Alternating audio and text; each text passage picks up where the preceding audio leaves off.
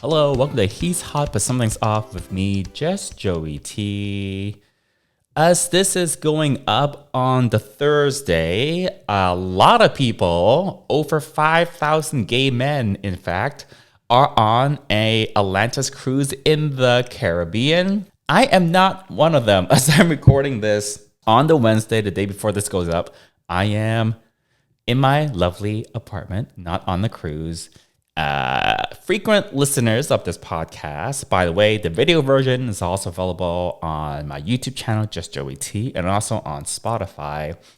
But when I had my friend David on the podcast in December, I did let loose that at the time I was thinking about giving up the reservation I had on the cruise that's going on this week. And yeah, I ended up doing it, and it was just to save money, basically. Don't have tons of money coming in right now, so when you don't have a ton of money, vacations are probably something you can skip. So I decided to just get rid of the room, which I did just after New Year's, just after I got back from Bangkok. And I don't usually, I'm not going to say I don't get FOMO, but it's been fine. I've been on so many cruises. David and I, between the two of us, we've been on like 40-something cruises. He's been a few more than me, actually. He started cruising a little bit earlier, but I've been on like 17, 18 cruises. I volunteered for Atlantis 4 times, I think. So I've been on a lot of them. Last year, in 2023, I was on 1, 2, 3 cruises. So that's a lot. So I can skip the one here and there. The one in January, I do really like. That's kind of like the big party cruise. And a lot of people I know or that I would want to meet are actually on that cruise right now. But it's fine. The podcasts where I do talk more about the gay cruises are a little bit more popular. So today I thought I just give a little bit of advice. One thing I kind of want to do that might be a good TikTok, Instagram, Reels video idea. We'll be doing short little snippets of just the gay cruise advice I have, and also just answering random FAQs. So when I'm browsing the Facebook groups that exist for all the different cruises, someone creates one for every cruise. Also, some of the Telegram groups as well. I always notice for every single cruise, there are people that ask some of the same questions over and over again because, every cruise has some amount of new cruisers or every cruise works a little bit differently. So I would love to just do short little videos on TikTok or Instagram that might be 15 to 30 seconds and just like answer a bunch of those questions or just give a lot of the advice that I have. I do have my YouTube channel, Just Joey T, and that's kind of sort of what I've been doing the last 2 or 3 years. Is sometimes I'll have the after movies where I'm filming a bunch of the stuff on board the cruises. I put it together into a video after the cruise. But the other type of video that I've been doing on the YouTube channel is just been advice videos. So I haven't been doing YouTube videos in a little while. It's because it takes work to make a video. I think if someone just sat down, someone who's not a YouTuber, someone who doesn't make a lot of videos, we sit down and kind of think about it logically, you can kind of, it kind of makes sense, right? A video just doesn't happen.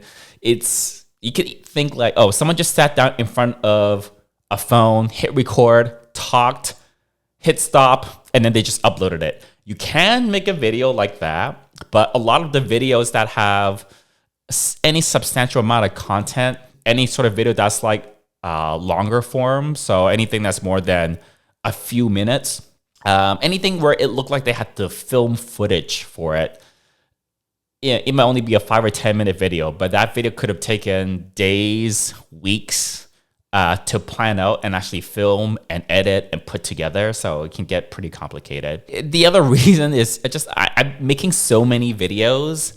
I'm making so much content for everything else. I do this podcast, and this podcast it feels like a hobby to me. It feels fun to me, but I just get to talk, and it's very low production value. I could even make this podcast lower production value by not even doing the video version. But I personally really like watching a video podcast. I kind of like that connection of seeing the person talk. I do listen to some podcasts where it is audio only and they don't do a video version because that's actually not that common. But it's minimal extra work for me to just hit record on the camera, and most of the time the camera's already set up because I do this every week. Yeah, I haven't been doing the YouTube videos, but a lot of the YouTube videos do take some amount of time. Even the ones where I'm just sitting in front of a camera and I'm just talking, I want to make sure that I have an outline for it. I want to plan that video together so it ties in with other videos. A lot of times, those videos where I'm just sitting in front of the camera and talking, you'll notice that there is B-roll of actual footage from onboard a cruise that I throw in there. That takes time, to actually edit in. So it's a little bit of effort, and I create so much video content these days. Some of you will know where all the other video content is going. I don't know if I want to mention it so explicitly on here, but yeah, I'm editing and making so many videos that to put it bluntly, right now today, if it doesn't make me money to produce that video, or if I don't really enjoy it, I'm not going to make that video, because I make so much videos right now as a business and edit so many videos as a business that I don't want to edit more videos if I don't really find it truly fun. We'll see. I think it's a neat idea to do TikToks on just tiny little snippets of a cruise advice. So yeah, stay tuned. I haven't really otherwise been able to get on board with the TikTok videos that most people, especially younger kids, create, where I heard this joke. Well, it's more like a jab, but where they said, some drag queen said, TikTok is for pretty people so that they can feel like they're funny. And the typical type of videos that people do on TikTok where you've seen them. There's a few different types where someone does something really sensational, and they used to do that on YouTube too, just get the views and clicks. Or I see a lot of the ones where people are playing two sides of a conversation and they film both sides and they edit it in. People doing something really wacky. Those just not the type of videos I make. I don't have that kind of. I'm not that funny. That's not the kind of comedy that I would go for anyways. And those are not the type of videos I enjoy making. So. Anyways, like I said, maybe today I just do some random cruise advice, not useful to any of the people that are actually on the cruise. But one YouTube video idea that I've had for a while, and David didn't want me to do this video, and I'll get into that later on. But one piece of advice I wanted to talk about is where on a cruise ship should you book your cabin. So cruise ships are pretty big. There's all these different decks. You'd be in the front, the middle, or the back. Where on the ship, what decks are good? Is the front good or the back good? Is it in the middle that you should book your cabin? So where on a cruise ship is it best to pick a cabin, right? So there are a lot of cruise advice websites, travel advice websites out there that have tackled this topic. No one, as far as I can tell, has tackled this topic in the context of an Atlantis gay cruise. And where you want to be in terms of where your cabin location is on a Atlantis gay cruise is not the same as on a regular cruise from Disney Cruise Lines with kids or whatever. Okay? So it kind of depends. First of all, you want to depend whether you want your cabin to be close to certain amenities, or if you want your cabin to be near the hustle and bustle, or if you want your cabin to be quiet, right? So a lot of people like picking a upper deck so that they are closer to the pool deck, because they know they will be on the pool deck, most days. They don't want to be super far away from the pool deck. So if you're only one or two decks away from the pool deck, and you can maybe just take the stairs at times when the elevators are really, really busy, but sometimes the elevators do get really busy and there's a wait for them. And if you just want to go from your room and to the pool just very quickly, if you are close by, you can take the stairs, and it's not too many stairs to take. So that's pretty popular. The downside of that is on an Atlantis cruise, they play music on the pool deck. So if you go on a regular cruise in the middle of the day, it's like 12 p.m., 2 p.m., whatever peak pool deck time. They have music there too, but it's soft music and it's not very loud and there ain't no bass in that music. Okay? And the speakers they already have on the pool deck built into the ship are not very bass heavy speakers. They're very regular speakers, okay? On a regular cruise, vast majority of them, there's like families and kids all running around. So the music is turned down. It's not very loud. It's not some sort of bass heavy dance techno music. And the speakers that are, just very regular speakers that don't produce a lot of bass and there's no thump to those speakers that are built into the pool deck on most ships. So normally that's not a problem. On an Atlantis cruise, they bring in their own heavy duty, like dance party speakers on the pool deck. Because the vast majority of the parties are also on a pool deck on most ships. So they kind of leave those heavy duty speakers there for the nighttime parties that are poolside.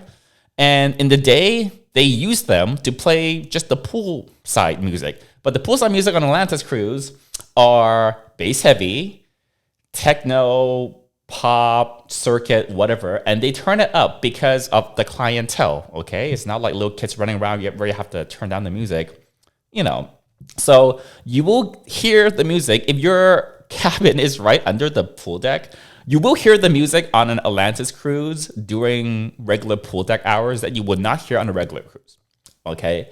If you don't plan to sleep in, doesn't matter. If you're gonna wake up before 11, and that's usually 11 or 12, that's usually when the Atlantis team starts to turn up the music and they play something a little more upbeat. They change the music, and this is like having volunteer for Atlantis. This is what they do. Around like noon-ish, give or take, they'll switch the music to be a little more like upbeat, dancey, little kind of circuity, if you will, and they'll turn it up as well. So before like 11 or 12, they do keep it a little bit quieter because it's the morning hours. But 11 a.m., 12 p.m. is going to be boom, boom, boom. It's going to be louder. They'll play it through the heavy-duty speakers that they've already set up on boarding day. And you will hear it if your cabin is right under the pool deck. Even if you're 2 decks under, the bass really travels because all the walls are metal and there's no sound insulation on any of this stuff. So I am the kind of person that value my peace and quiet. Because me and my friends, we will party till 3, 4, 5, 6, 7, 8 a.m. That's just the kind of people we are. On the cruises, there's a party every night, and there's like an after party, and there's like a home pod, and there's like a street party, all that stuff. So we want to sleep in, and we do not need the boom boom bass to be going into our cabins when it's like 11 a.m., 12 p.m., when other people are hitting the pool deck. We are probably still sleeping, so we don't want that. So yeah, so that's just one of the considerations, honestly. But generally, on most of the cruise ships that Atlantis sails, on a lot of cruise ships, just generally, there's the pool deck. You can easily Google for the particular ship what deck number it is. So on the cruise that's going on right now, it's the Oasis of the Seas, I believe. Or it's the Oasis class for sure, and they've got a whole bunch of different ships in that Oasis class from Royal Caribbean that are 99% identical. But deck 14 or 15, I think deck 15 is the actual pool deck. And then deck 5 or 6 is where you get what's called a promenade, which is where a lot of the some of the amenities are. That's where the guest service desk is. That's where you get some restaurants, the Sorrento's Pizza place. There's Cafe Promenade, which is like the 24/7 little coffee, eatery, snacks place. So that's kind of sort of like the like an amenities level, basically. So what I like to do to have a good balance between not being super far away from any amenities on the ship, because you get that water promenade on like decks 5 or 6, and you get the main dining hall, usually on a lot of ships at the back of the ship on a lower level, like decks 3, 4, 5. And then at the front, also, on a lower deck, 3, 4, 5, 6, somewhere around there is the main theater, right? So you get a lot of those amenities on decks like 3, 4, 5, 6. And then you get the pool deck up on 14, which is spans the entire length of the ship. So pick a deck that's kind of sort of like in between those, right? So therefore, you're never more than like 3 or 4 decks away from almost anything that might happen on the ship. On a regular cruise, not an Atlantis cruise, not a gay cruise, there are some family-friendly type amenities that are also on board. But those facilities on an Atlantis cruise are basically not used, or they're not used for anything that most guests would actually want to visit. I know on some of the ships, those like kids, tween, teenage areas, they don't operate, but sometimes they use it for like staging purposes for internal Atlantis staff. Sometimes I think they use it for care team, which is like an extra team on board the ship that helps any passengers out if they're not feeling well, or if they have, drank a little too much alcohol and got a little too turned, or got a little bit crazy taking certain substances, and the care team is there to like kind of help with that. And sometimes they use on some of the ships, sometimes they borrow some of the kids' play areas as like a refuge area, like a quiet area to bring for the care team to bring back certain guests.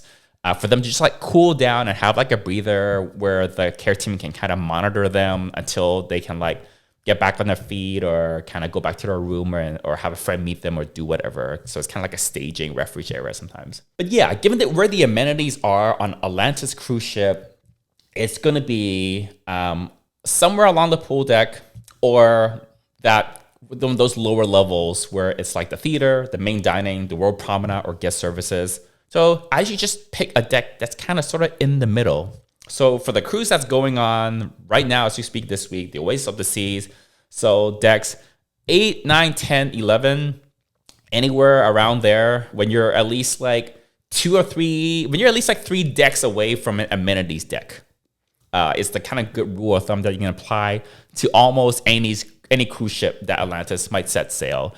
They're always, in every cruise ship, there's always amenities down low and up high on the pool deck. So if you're at least 2 or 3 decks away, that's usually enough decks between you and any possible parties and loudspeakers that you'll be able to get a good sleep in, even if you choose to sleep until like 3 or 4 p.m., whatever day that is. So that's what I usually do. So I'm always on one of those middle decks 8 or 9 or 10, maybe 11. I'm very sensitive to noise. I want my cabin to be quiet. One year on, I don't know exactly what ship it was. It might have been on one of the Oasis class ships. I happened to be on deck 3. So this is 2 or 3 decks below where the World Promenade and the theater and all that stuff is. It's like it's like the lowest deck that a guest can stay on. So on deck 3, I was near the back of the ship, near the back bank of elevators, and one thing I remember was, okay, I'm not super close to other boys on the ship, but God, is it quiet down here, but there's less traffic. Not a lot of people are staying on deck 3 or 4, like way down there, but I just love how quiet it was. And I was near the back, so I was pretty close to the elevators in the back of the ship. So I was thinking, oh, this is kind of sort of for someone who values their peace and quiet at the room, and I definitely do. So there are definitely areas on the ship where if you want to have a really quiet cabin, going on like a super low deck, that's one way to do it. You're not going to get balconies though on like decks 3 or 4. It would just be a port window that doesn't open, no balcony at best. But otherwise, most people want a balcony room and they want to be kind of a little bit closer to all the different amenities.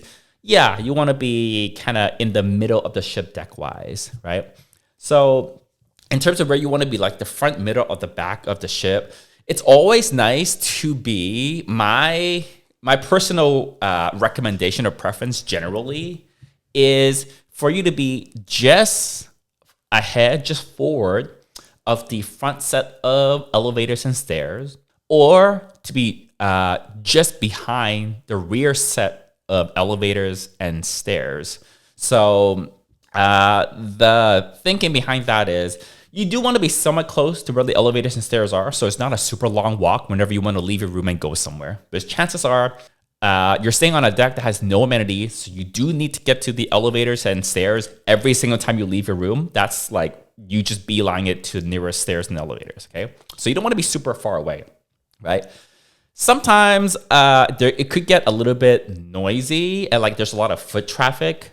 If you are kind of right where the elevators and stairs are, it's usually not like a huge problem though. You got to be like really, really sensitive, I think, to noise for that to happen.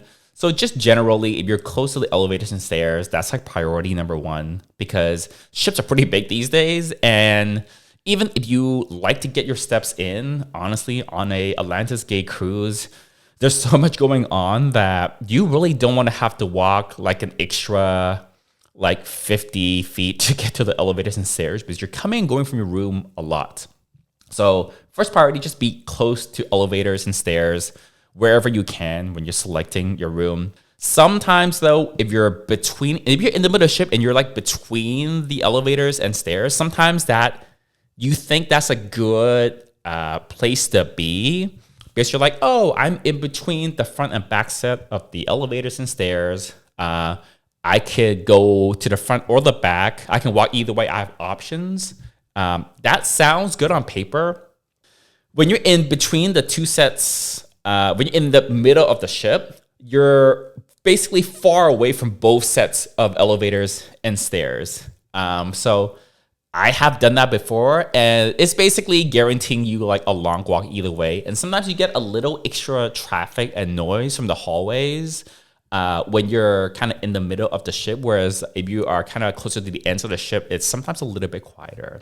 So that's my recommendation for kind of where on the ship you might want to be. So if you are not going to sleep in, you don't care if your cabin isn't like super insulated from the parties and the various noise from all the different venues, you can stay on like a higher deck and be close to the pool deck. If you know that you're going to be always going to be hanging out on the pool deck every single day, it is nice to be closer to the pool deck on one of the higher levels.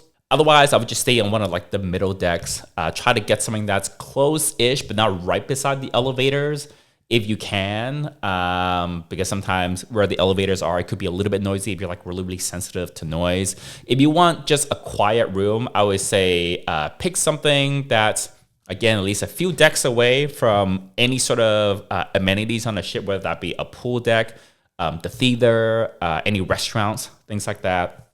Maybe go for something near the front or the back of the ship because you get a little less traffic that way, or go for like a really low deck, like deck 3, deck 4, where, you know, it's not going to get that much traffic and because people tend to want a balcony anyways. And the balcony also lets in some noise. So yeah, so that was going to be one video. It's a video idea, a YouTube video idea that I've had on my list for like a long time. And David didn't want me to do this advice video because he said, like, girl, don't give away where it's like the best to stay because, you know, we want to stay in those areas. But honestly, there isn't just like this one tiny little sweet spot for everyone where I'm going to tell someone to stay. It's on this particular ship, the Oasis, for example, there's like 5 or 6 decks that I think are really good decks to stay on. And that's like half the decks. Okay, so there's not this one tiny little itsy sweet spot that is going to be the best for the vast majority of people, but there isn't. So even when I'm giving this advice, you know, a lot of the rooms are good rooms. You know, there's only a few areas that I think aren't super great. So again, to not be right under the pool deck because not just from the music actually. From footsteps on the deck itself, if you're on the deck, if your cabin is right under the pool deck, it gets real noisy. Even if not from the music, just sometimes from footsteps, depending on exactly where your cabin is.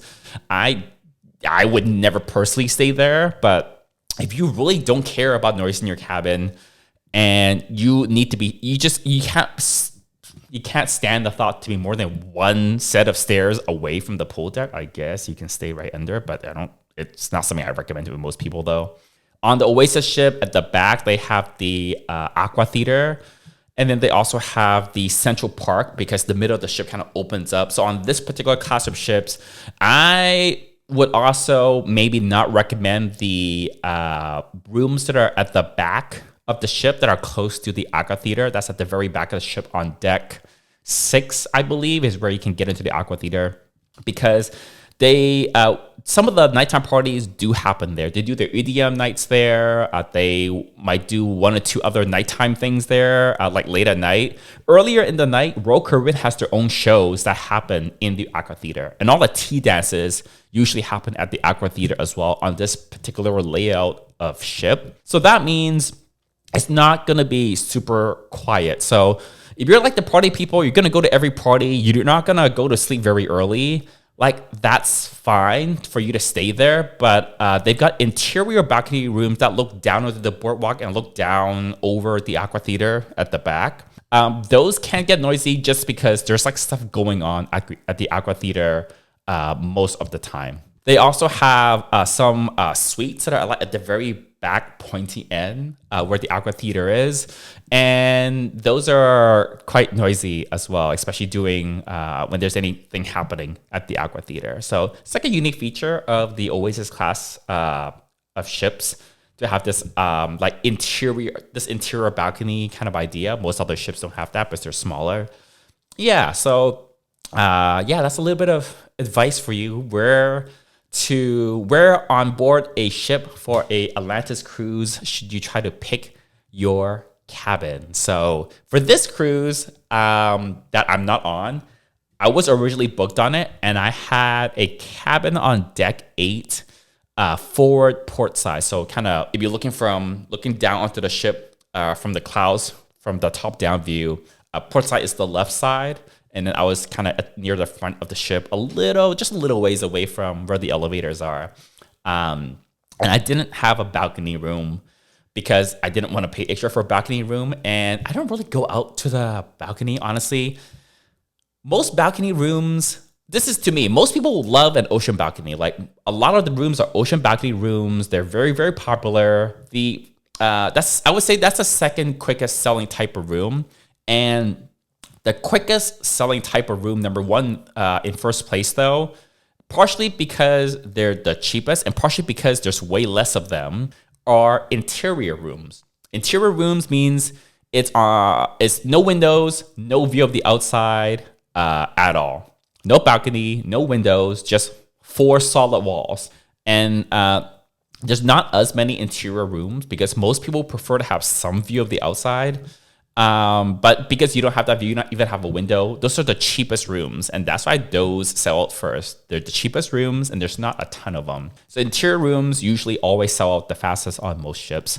And then they don't tend to sell out of the balcony rooms because there's so many balcony rooms. Most ships, the vast majority of rooms are ocean balcony rooms.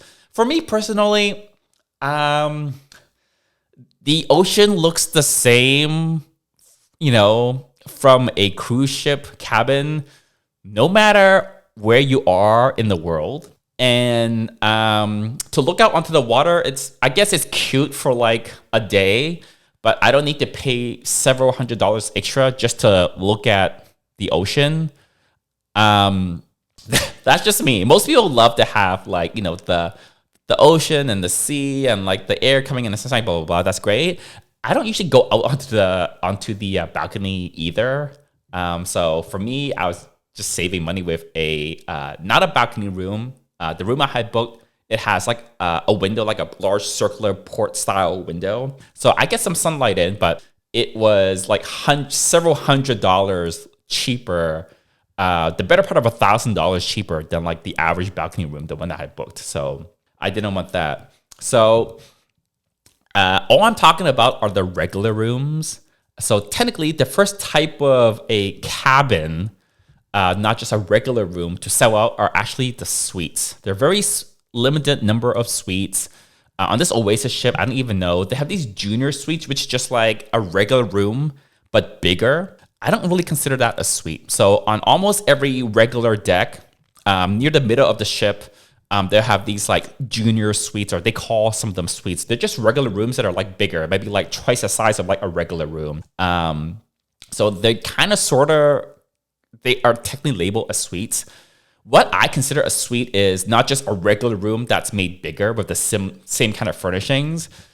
These are like the proper suites where like, oh, this is like very different. There's like a dedicated living area. There might be even a dining area. It might be multiple levels. They might have like a really nice balcony. Some of them will have like their own jacuzzi out the back in the balcony, for example. Those are what I call like the pauper suites. So the pauper suites sometimes you might get a few of them at the very front or back of the ship on a regular deck. But most of those types of pauper suites are on its own level. So I think on this Oasis ship, I think it's deck 17 or something like that, where you have to like go above the pool deck on like near like the back of the ship or the front. There's only like a specific part of the ship near the back or front. So you get a tiny little deck that's like deck 17 or 18 or something like that. And those are like the pauper full-on fancy suites. So there's a very limited number of suites. Generally on most ships, it's maybe like 5 or 10% of the cabins. Those are the ones that actually sell it first, technically. And it's sometimes hard to even get one because usually they're all like snapped up. The people on the previous cruises have already snapped them up. But Atlantis had this system where take this Oasis cruise that's going on right now this week.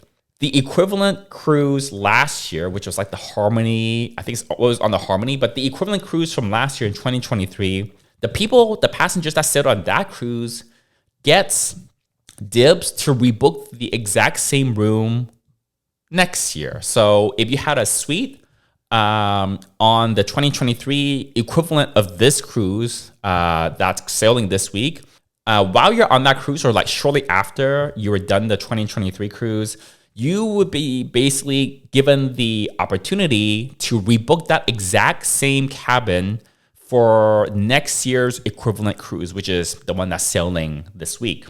So a lot of people that were able to get their hands on a suite, they almost always rebook. It's like 95%, sometimes 100% of the people that got a suite, booked a suite on a particular cruise, they will take that option from Atlantis to secure and rebook that exact same cabin, that exact same suite for the equivalent cruise next year. And they're given that opportunity before any other cabins, any cabins on that ship for next year go on sale to the general public. So basically, it's one of like the perks of having sailed that cruise. And it's not just on suites. Even if you just had a very regular room, an interior room, a balcony room, you will usually always have first dibs to rebook that exact same cabin on next year's version of that cruise. So some people do that as well. But definitely for people that have suites, they know that suites are hard to get their hands on. They will almost always just rebook that exact same suite on next year's cruise. So that's why suites are so hard to come by, and they'll sometimes have like a wait list. Most people don't tend to give up their suites. So yeah, that's why booking a suite is so difficult on those. And then after that, after the people that have been on the same cruise previous years get that first dib to kind of rebook, then like a week or so later, Atlantis opens up bookings to other alumni that have sailed with Atlantis before.